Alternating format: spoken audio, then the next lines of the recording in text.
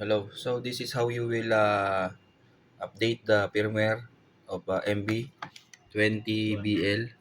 Okay. On how to enable it and to connect it in the BioTime 9.5 or BioTime software. So as you can see here, if you access in the menu and go to the communication, there is no cloud server option. Okay. So now what you will do is to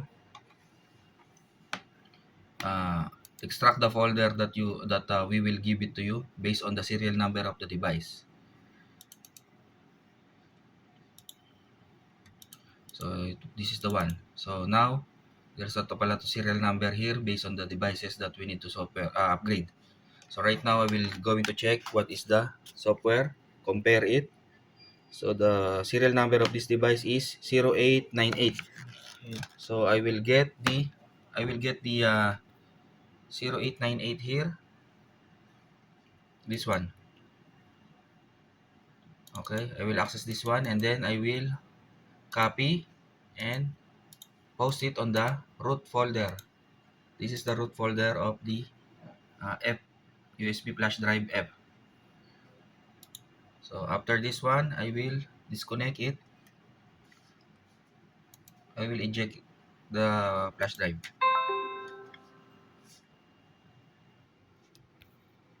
Okay, now the flash drive, this one is connected now here on the device, and then now we will go to the settings, access the menu, system, go to the USB upgrade, then press OK. That one, and then it will give you a prompt, successfully upgraded. Press OK to reboot. Then wait for the device to reboot. Okay, once the device is rebooted, okay, you can just also remove the flash drive. And now we access the menu. Go to the communication again.